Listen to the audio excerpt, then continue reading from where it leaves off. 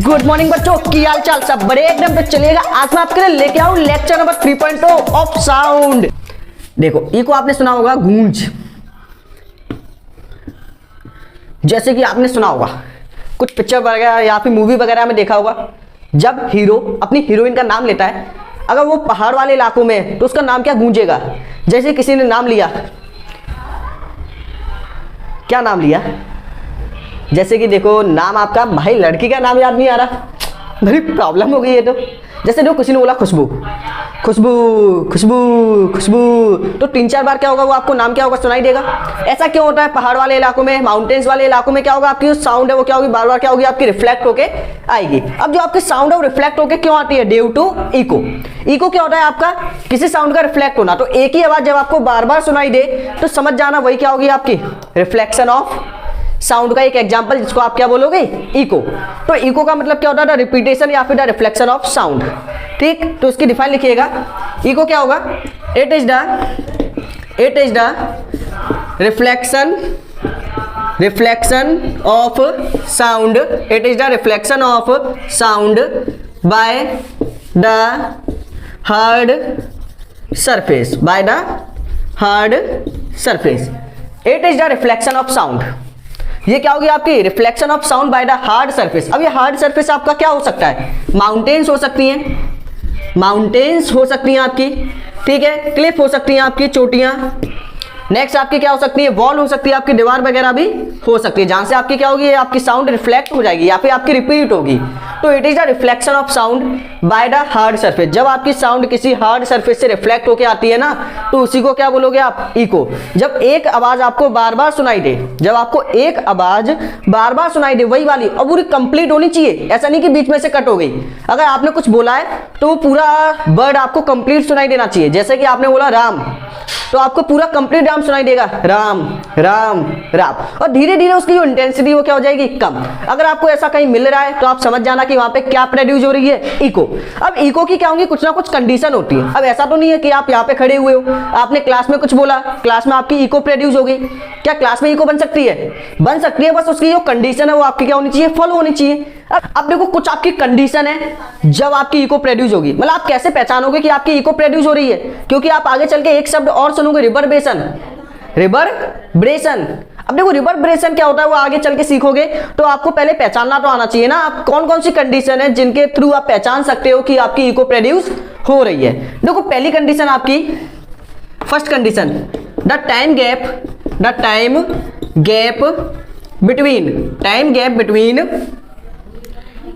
Gap between source of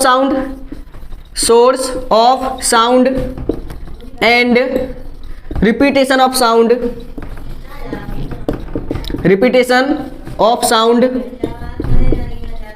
is equal और greater than 1/10 second. देखो जैसे ही आपने कुछ बोला वो वापस से रिफ्लेक्ट होकर आपको वही आवाज सुनाई दे रही है, लेकिन अगर वो आपकी साउंड 1/10 सेकेंड के बाद सुनाई दे रही है तो समझ जाना इको है। अगर वो 1/10 सेकंड से पहले सुनाई दे रही है तो आपका क्या होगा, रिवर्बरेशन। काफी अच्छा पॉइंट है, ध्यान से देखो। जैसे मैंने कुछ बोला राम, अब वो आवाज मेरे को दोबारा से सुनाई देगी ना, रिफ्लेक्ट हो रही है ना, इको है। अब देखो जब वो दोबारा से सुनाई देगी तो जब मैंने बोला और उसका रिपीटेशन के साउंड के बीच का जो गैप है, टाइम गैप कितना होना चाहिए, 1/10 सेकेंड, या तो 1/10 या फिर आप इसको सिंपल क्या बोलो 0.1 सेकेंड, या तो 0.1 सेकेंड होना चाहिए या फिर 0.1 सेकेंड से ज्यादा होना चाहिए, तो आपकी इको प्रोड्यूस होगी, अदरवाइज आपकी इको प्रोड्यूस नहीं होगी। अगर आपको वही नाम 0.1 सेकेंड से पहले सुनाई दे रहा है तो समझ जाना वो आपकी इको नहीं है, वो क्या होगा, आपका रिवर्बरेशन। ये आपने देखा होगा गूंज, इसको आप क्या बोलते हो, गूंज बोलते हो। जैसे आपका कोई खाली कमरा है, अगर आप एम्प्टी रूम में जाओगे, वहां पे कुछ बोलोगे तो वहां पे आपकी आवाज क्या होती है, बार बार सुनाई देती है, लेकिन उसे आप इको नहीं बोलोगे, वो आपका इको नहीं है, वो आपका क्या हुआ, रिवर्बरेशन। क्योंकि वहां पे जो आपका साउंड गैप है वो 0.1 सेकेंड से कैसा होता है, कम होता है। तो इस पॉइंट को आपको हल्का सा क्या रखना होगा, यहाँ पे ध्यान रखना होगा कि इको कब प्रोड्यूस होगी, जब आपका सोर्स ऑफ साउंड, जब आपने बोला और वहां से आपकी साउंड रिपीट हुई, उसके बीच का जो टाइम गैप है वो कितना होना चाहिए, 0.1 सेकेंड, या तो 0.1 सेकेंड के इक्वल होना चाहिए या फिर 0.1 सेकेंड से ज्यादा। अगर आपको वही साउंड रिपीट होके 0.1 सेकंड से पहले आ रही है तो आपका इको नहीं होगा, वो क्या होगी आपकी रिवर्बरेशन। क्लियर है। सेकंड है आपका second point, distance between source of sound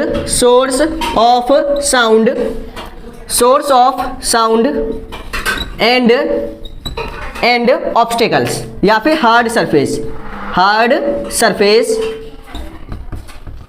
distance between source of sound and hard surface is minimum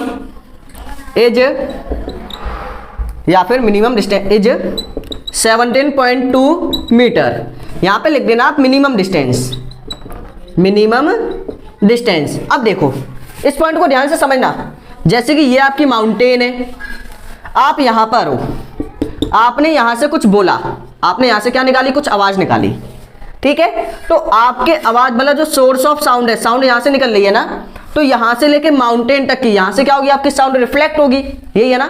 तो इन दोनों के बीच की डिस्टेंस आपकी क्या होनी चाहिए, 17.2 मीटर से ज्यादा होनी चाहिए, ठीक है। तो जो ये आपकी डिस्टेंस है वो 17.2 मीटर से कैसी होनी चाहिए, ज्यादा। मतलब यहां से आवाज आ रही है, सोर्स ऑफ साउंड और ऑब्स्टेकल्स के बीच की डिस्टेंस 17.2 से ज्यादा होनी चाहिए, तभी आपकी इको प्रोड्यूस होगी, अदरवाइज आपकी इको प्रोड्यूस नहीं होगी। अगर आप एम्प्टी रूम के अंदर जाओगे तो एम्प्टी रूम आपका ऐसा तो नहीं है 17.2 मीटर का होगा, उससे कम होगा ना। 17.2 मीटर आपका काफी लॉन्ग डिस्टेंस हो गई, आपका रूम इतना लंबा नहीं होगा, ठीक है। तो रूम के अंदर तो आपकी इको बनी नहीं सकती, सिंपल है। वहां पे क्या बनती है आपकी गूंज, जिसको आप क्या बोलोगे, रिवर्बरेशन। क्लियर है। तो जो आपका सोर्स ऑफ साउंड है और जो आपकी ऑब्स्टिकल्स है, जहां से साउंड आपकी रिफ्लेक्ट हो रही है, तो उनके जो बीच की डिस्टेंस है वो कम से कम कितनी होनी चाहिए, 17.2। या तो 17.2 हो या फिर 17.2 से ज्यादा हो। बस ध्यान से सुनते जाना एक एक पॉइंट को, जब तक नहीं सुनोगे जब तक नहीं आएगा। उनका जो टाइम का गैप है वो कितना होना चाहिए, 0.1 सेकंड के इक्वल या फिर उससे ज्यादा तो हो सकती है। उनके बीच की डिस्टेंस सोर्स ऑफ साउंड और जहां से साउंड आपकी रिफ्लेक्ट हो रही है, उन दोनों के बीच की डिस्टेंस कम से कम कितनी होनी चाहिए, 17.2 मीटर या फिर 17.2 मीटर से ज्यादा होनी चाहिए। क्लियर है पॉइंट। दो पॉइंट और हैं, उन्हें भी ध्यान से देखिएगा, तभी आपकी इको बनेगी, नहीं तो आपकी इको गाड़ी चली जाएगी घूमने। थर्ड पॉइंट आपका, थर्ड है आपका साइज ऑफ ऑब्स्टिकल्स। अब देखो ऑब्स्टिकल्स क्या होते हैं, ऑब्स्टिकल्स आपके वही हैं जहां से साउंड आपकी रिफ्लेक्ट होगी, माउंटेन्स हो गए, क्लिफ हो गई, वॉल हो गई, ठीक है। यही सब क्या होते हैं आपके ऑब्स्टिकल्स। तो जहां से आपकी साउंड रिफ्लेक्ट होगी उस ऑब्जेक्ट को क्या बोलोगे आप, ऑब्स्टिकल्स। जहां से आपकी साउंड रिफ्लेक्ट होगी उसको ही क्या बोलोगे आप, ऑब्स्टिकल्स। बताओ क्लियर है। तो size of obstacles is large, will be large, मतलब जहां से आपकी साउंड रिफ्लेक्ट हो रही है उसका साइज आपका कैसा होना चाहिए, काफी बड़ा होना चाहिए। जैसे कि आपकी वॉल है, ये आपकी काफी बड़ी होनी चाहिए in comparison of source of sound. जैसे यहां से आपकी साउंड आ रही है, ठीक है, तो साउंड के कंपैरिजन में जहां से साउंड आपकी रिफ्लेक्ट होगी, जैसे मान के चलो यहां से आपकी साउंड क्या हो रही है, रिफ्लेक्ट हो रही है, तो इसका जो साइज है, ऑब्स्टिकल्स का साइज है, आपकी माउंटेन भी हो सकती है, क्लिप भी हो सकती है, वॉल भी हो सकती है, तो उसका जो साइज है वो कैसा होना चाहिए, काफी बड़ा होना चाहिए, तभी आपकी क्या होगी, इको प्रोड्यूस होगी, अदरवाइज इको प्रोड्यूस नहीं होगी। तो सोर्स ऑफ साउंड के कंपैरिजन में जो आपका हार्ड सरफेस है या फिर ऑब्स्टिकल्स है, उनका जो साउंड है वो उनका जो साइज है वो कैसा होना चाहिए, काफी ज्यादा बड़ा होना चाहिए। क्लियर है, ठीक है। अब देखिएगा नेक्स्ट जो कंडीशन है वो क्या है, नेक्स्ट आपकी condition 4, nature of obstacles. Nature of obstacles मतलब जहां से आपकी साउंड रिफ्लेक्ट हो रही है, जहां से आपकी साउंड रिफ्लेक्ट हो रही है वो ऑब्स्टिकल आपके कैसे होने चाहिए, हार्ड होना चाहिए, मतलब काफी ज्यादा मजबूत होना चाहिए, रिजिड होना चाहिए, ताकि वहां से आपकी साउंड इजीली क्या हो जाए, रिफ्लेक्ट हो जाए, ना कि एब्जॉर्ब हो जाए। क्योंकि कुछ चीजें क्या कर सकती है, साउंड को एब्जॉर्ब भी कर लेती है, रिफ्लेक्ट करेंगे नहीं। जैसे आपके कपड़े हो गए, कपड़े क्या करते हैं, आपकी लाइट साउंड को रिफ्लेक्ट नहीं करेंगे, बल्कि ये क्या करेंगे, साउंड को एब्जॉर्ब करेंगे। क्या करेंगे, साउंड को एब्जॉर्ब करेंगे, ठीक। तो वहीं पे आपको ध्यान रखना है, अगर आपको इको प्रोड्यूस करवाना है, जैसे कि सामने आपकी कोई माउंटेन है, अब माउंटेन तो काफी ज्यादा कैसी होंगी, आपकी रिजिड होंगी, इजीली क्या होगा, साउंड वहां से रिफ्लेक्ट हो जाएगा। जैसे आपकी वॉल है, दीवार है, दीवार भी आपकी कैसी होगी, काफी ज्यादा मजबूत होगी, तो वहां से भी आपकी साउंड इजीली रिफ्लेक्ट हो सकती है। तो आपको ध्यान रखना है कि जहां से साउंड आपकी रिफ्लेक्ट हो रही है वो चीज आपकी कैसी होनी चाहिए, काफी ज्यादा हार्ड होनी चाहिए। तो नेचर ऑफ ऑब्स्टिकल कैसा होना चाहिए, हार्ड एंड रिजिड। ठीक है। नेचर ऑफ ऑब्स्टेकल्स इज, जो नेचर ऑफ ऑब्स्टेकल्स है जहां से आपकी क्या होगी साउंड रिफ्लेक्ट होगी, वो आपका कैसा होना चाहिए, हार्ड होना चाहिए एंड रिजिड होना चाहिए। बताओ ये पॉइंट क्लियर है कि नहीं। इजीली बढ़िया तरीके से 4 पॉइंट है, 4 पॉइंट यदि आपके सेटिस्फाई हो रहे हैं तो उस कंडीशन में आपकी इको प्रोड्यूस होगी। ठीक, साउंड गैप मतलब सोर्स ऑफ साउंड और रिपीटेशन ऑफ साउंड के बीच का गैप 0.1 सेकंड से ज्यादा होना चाहिए, तभी आपकी इको मानी जाएगी, अदरवाइज रिवर्बरेशन। नेक्स्ट आपका सोर्स ऑफ साउंड और जहां से साउंड आपकी रिफ्लेक्ट हो रही है उनके बीच की डिस्टेंस कम से कम कितनी होनी चाहिए, 17.2 या फिर उससे ज्यादा।